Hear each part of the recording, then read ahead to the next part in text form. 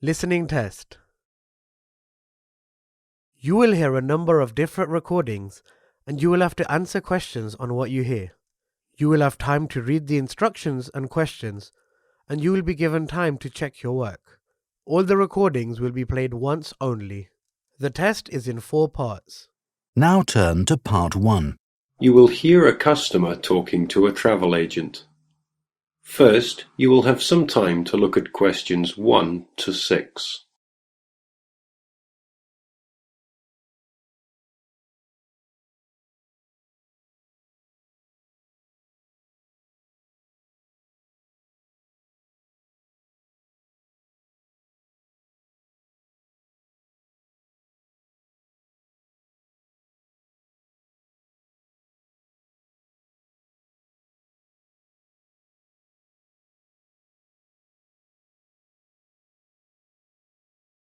You will see there is an example which has been done for you.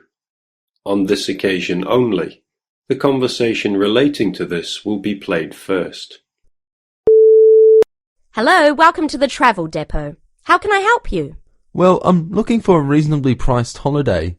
I went to South Africa for a month last year, and I'd like to see North America this time, maybe Canada. The customer says he went to South Africa last year, so the correct answer is C. Now we shall begin. You should answer the questions as you listen, because you will not hear the recording a second time. Listen carefully and answer questions 1 to 6. Hello, welcome to the travel depot. How can I help you? Well, I'm looking for a reasonably priced holiday.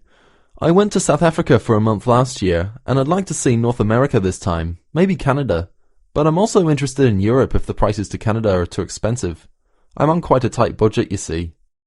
Well, you could go to Europe, but I'll get some prices for Canada first. I've been to Vancouver. It's lovely at this time of year. And we have some special offers on at the moment. Okay, well, I have some relatives over in Vancouver, so that would be good. I can always travel around Europe next year. Besides, it may be a bit too hot for me at this time. Right, let's have a look at some prices then. When would you like to go? Sometime at the end of next month if possible, but I'm quite flexible any time between the 24th and the 31st. I'd like to go for 3 weeks. Well, there's lots of availability for those dates. Now, if you're concerned about the cost, it's cheaper if you don't mind not flying direct. Sorry, what do you mean? Well, if you don't mind changing planes, then it's cheaper. Oh, well, I don't mind changing planes. In that case, the cheapest flight I have leaves on the 25th and changes in New York. It's only a short stop. You'll be in the airport for 2.5 hours. How does that sound? Sounds good, but what's the price? That's £412 for a return flight, but that doesn't include airport tax. Would you like to arrange any accommodation? No, I have a cousin I can stay with. All I need is the flight, so I think I'll take that one.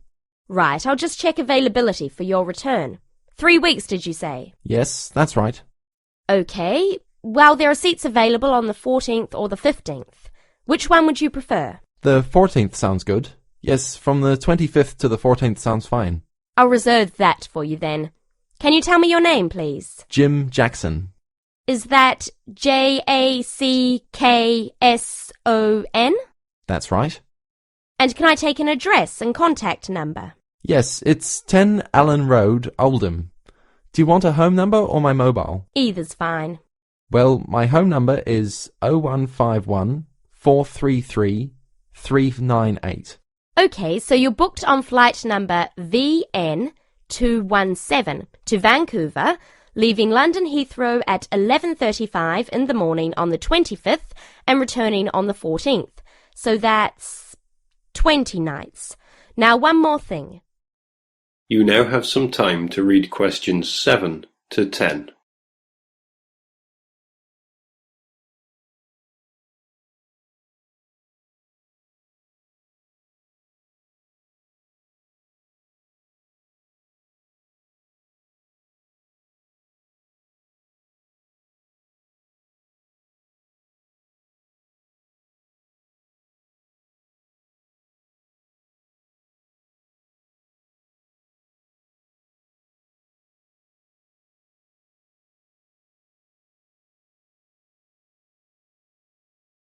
Now listen carefully and answer questions 7 to 10. Now, one more thing. Do you have any travel insurance? We recommend all our clients take out some kind of cover, even though most people don't end up needing it. Most people have it just for peace of mind. Well, what type of cover do you have? There are two choices, the Gold Star and the Silver Star. Our most comprehensive cover is the Gold Star, which will cost £21 for the period you are away. It's a good policy because it covers almost all eventualities, even extreme sports such as snowboarding and skydiving. What about the Silver Star? That's £18, but it doesn't cover you for any dangerous sports. Well, for £3, I think I'll take the first one. The gold cover, please. Right, and is there anything else I can help you with? Well, do you have any information about what to do in Vancouver? Yes, I'm sure there's something on the computer that can help. Yes. There's a Shakespeare play at the theatre, but at $54 it's quite expensive. That starts at 8 p.m.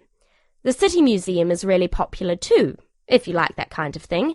They have a special exhibition of Japanese armour next month. Entrance is free and the museum is open from 9 to 4:30, Monday to Saturday. Would you be interested in either of those? Oh, well, maybe. Well, I'm sure you can arrange that when you get there anyway. So it's the flight and the Gold Star insurance. That's £433 in total. Can I pay by Visa? Yes, of course. If you start... That is the end of section 1. You now have half a minute to check your answers.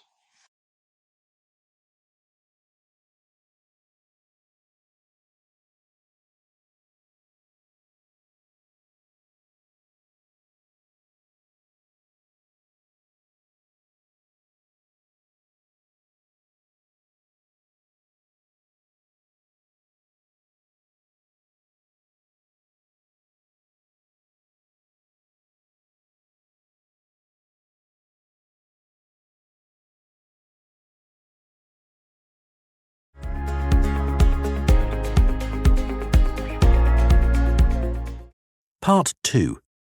You will hear a speaker talking about property. First, you have some time to look at questions 11 to 15.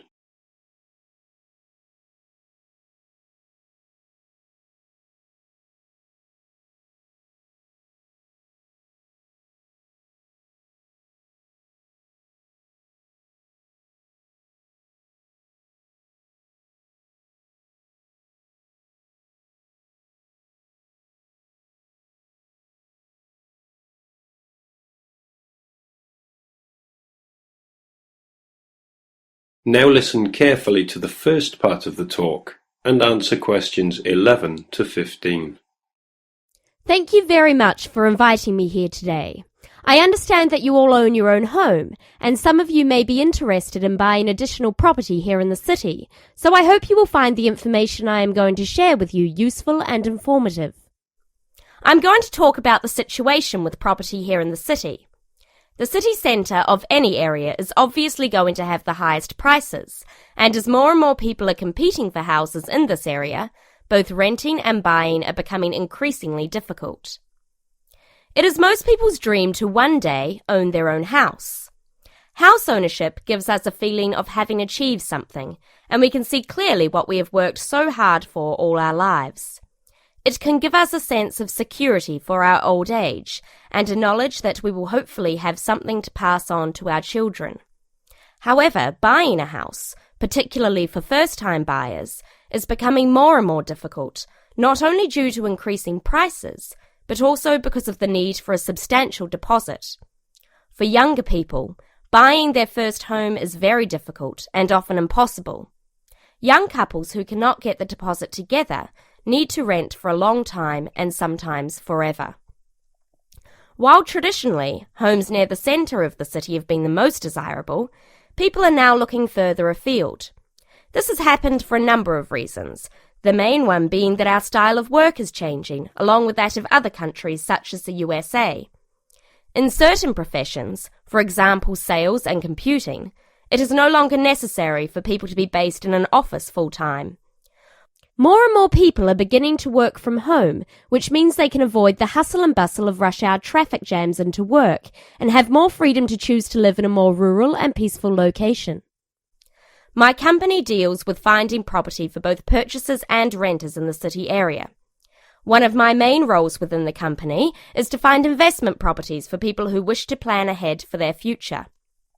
You now have some time to read questions 16 to 20.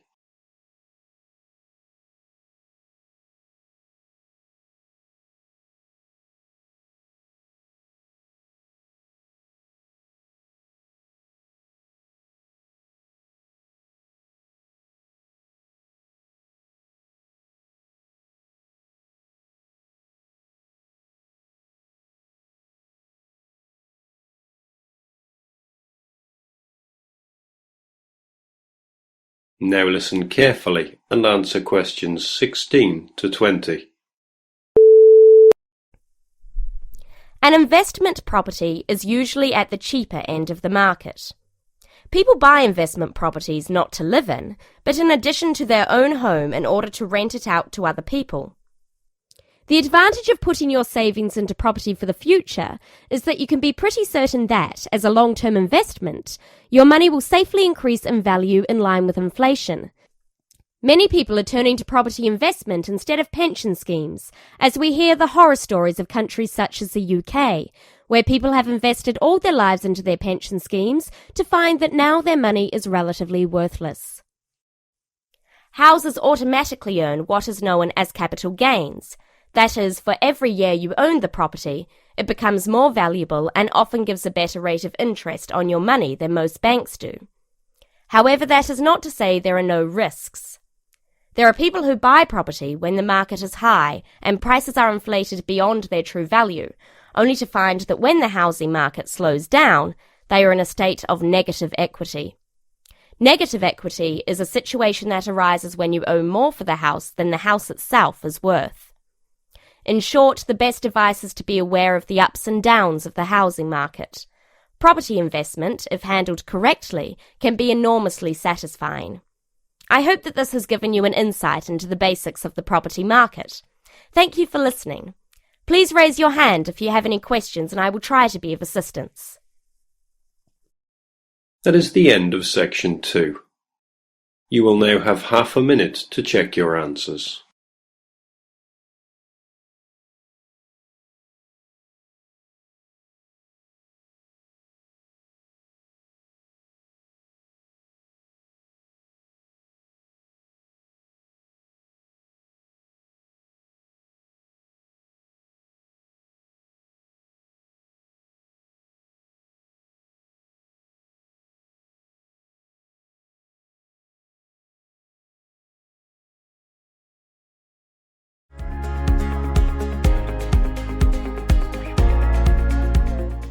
Part 3. You will hear two people talking on a radio show. First, you have some time to look at questions 21 to 24.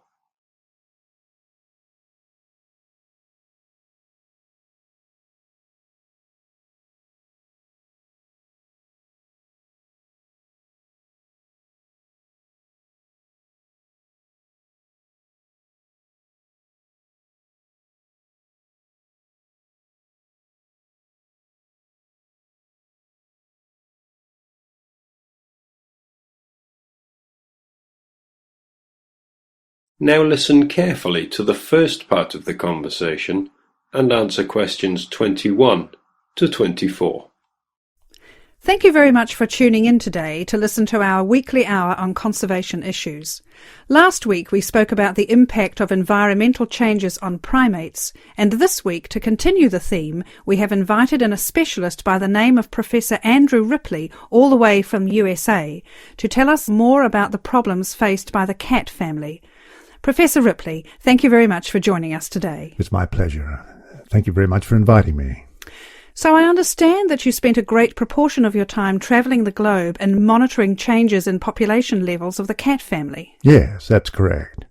Of course, we're not talking about the domestic cat here, but their majestic cousins such as the lion, tiger, and jaguar, to name but a few. Which member of the cat family do you yourself find to be the most fascinating? Well, I've spent a lot of time recently studying jaguars, but the lion is still my personal favourite. It is the world's most social cat, and unusual in the way in which it chooses to group together with others of its species. Prides of lions basking in the sunshine are probably one of people's most vivid perceptions of the African bush. Yes, certainly. I totally agree with you. You now have some time to read questions 25 to 30.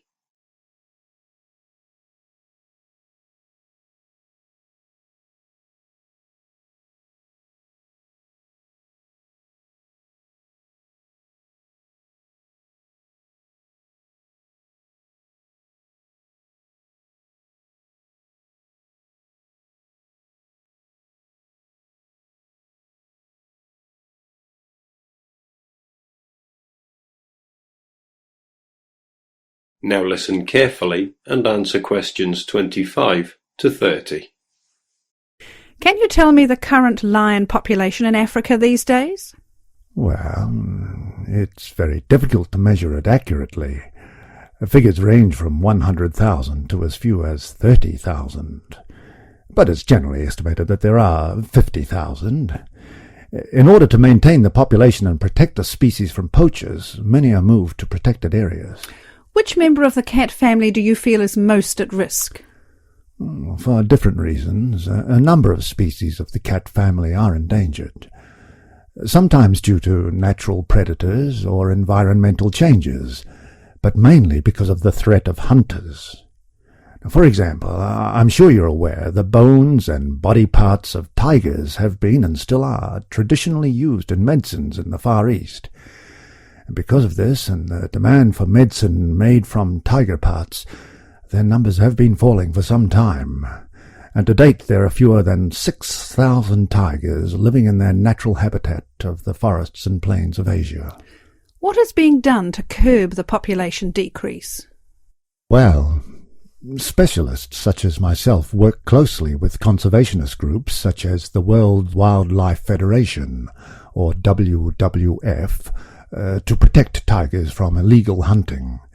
WWF considers the drop in tiger numbers to be catastrophic, and they are working hard to conserve the populations in China, India, Indonesia, Malaysia, Thailand, Vietnam, and Russia. I understand that poaching is not the only problem faced by the leopard. Let me get this right. Is it the snow leopard which lives in the mountains in Asia? Yes, it is. Poaching has been a problem, but not the most important. Its natural prey, the animals it hunts, is declining too. Its natural habitat in high-altitude areas, specifically the pastures, is threatened by the growth of agriculture. It is this that is causing the main problem for the snow leopard. It is going to be extremely difficult for numbers to recover, but again, the WWF has been working hard to continue to fund projects to aid the snow leopard in Nepal and Pakistan, and hopefully Bhutan very soon. Well, this is fascinating information you are giving us, Professor. We are just going into a short commercial break. When we come back, I have a few questions for you about the puma and the jaguar. Remember, listeners, there will be an opportunity to phone in and voice any opinions or questions you may have for the Professor in 10 minutes. That is the end of section 3. You now have half a minute to check your answers.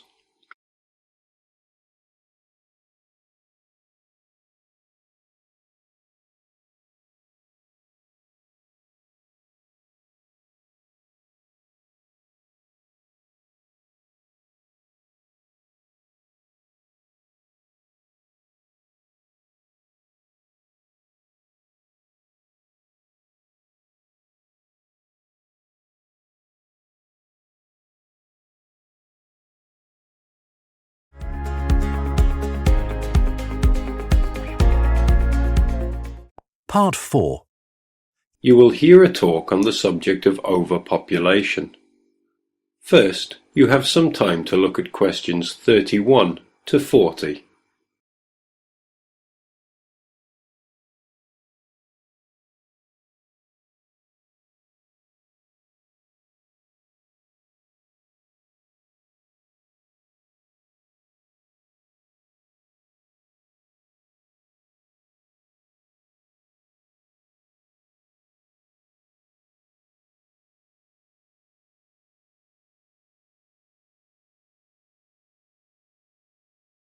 Now listen carefully and answer questions 31 to 40. Good afternoon. I'm pleased to see so many of you here today. As I told you all on Monday, the lecture on overpopulation has been postponed until next week, as we have a guest speaker today. I'd like to introduce you all to Donald Mackenzie, who has recently returned from a 12-month research project in America. He is here to share with us some of the results of his studies into the problem of illiteracy. Hello. Now, as sociology students, I have no doubt that you are aware that it is commonly believed that one indicator of a developed country is the level of education of its citizens. Now, most of these nations have free compulsory education for all, and strict teacher certification requirements. So it would logically follow that people from countries such as America would be highly educated. Yet, this isn't always so. In America alone, 42 million adults cannot read, and 50 million can recognize so few printed words they each have the reading ability of a 10-year-old. Frightening statistics indeed. But not as frightening as the trend suggested by current estimates. The number of illiterate adults is increasing by approximately 2.25 million people each year, and although global statistics have not been compiled, it suggests an extremely disturbing figure. Now, inevitably, this is having an impact on employment. In America, the annual cost in welfare programs and unemployment compensation due to illiteracy stands at $6 billion, and an additional $237 billion a year in unrealized earnings is forfeited by people who lack basic reading skills. There is also the cost of post-school literacy programs, which have been put in place in order to counter this increasing figure. A conservative estimate places the cost of these programs at $10 billion each year, and growing steadily. Moving on. I'd like to talk about some of the causes of this increasing illiteracy. Children were taught to read by first learning the alphabet, then the sounds of each letter, how they blended into syllables, and how those syllables made up words. They were taught that English spelling is logical and systematic, and that to become a fluent reader it was necessary to master the alphabetic code in which English words are written, to the point where the code is used automatically with little conscious thought given to it.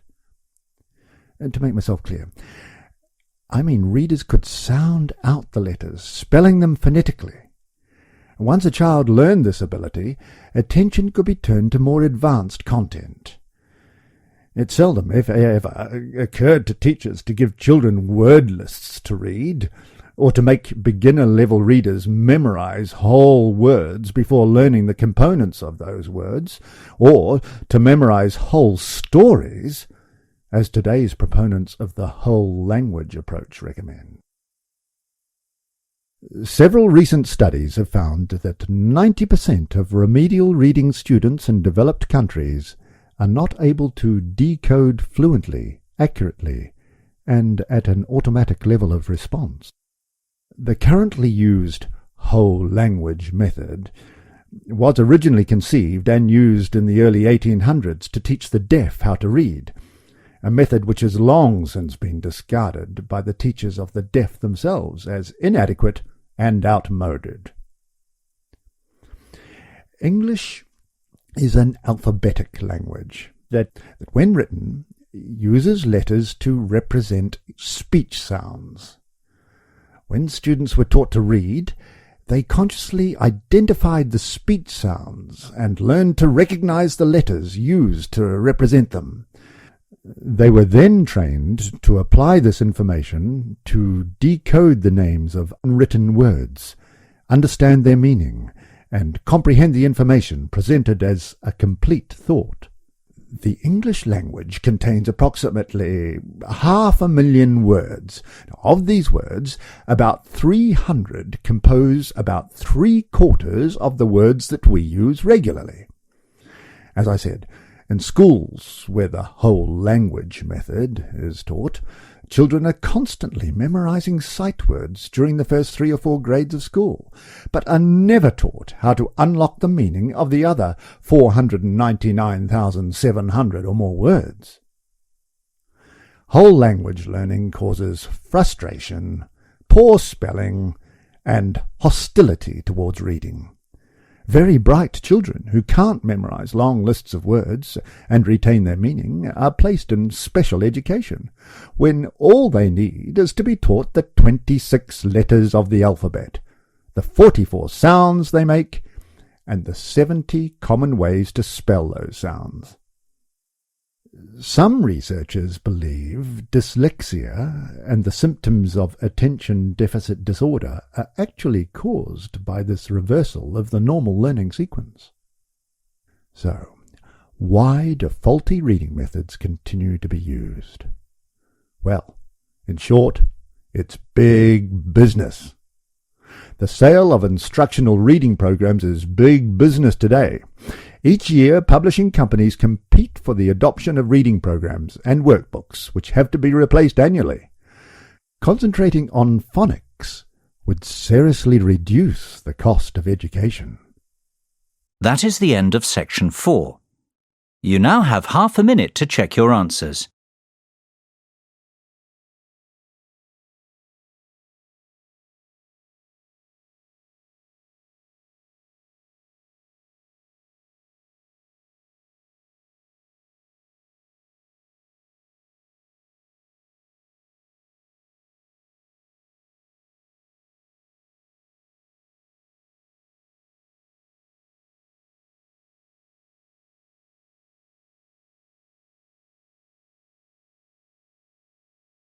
That is the end of the listening test.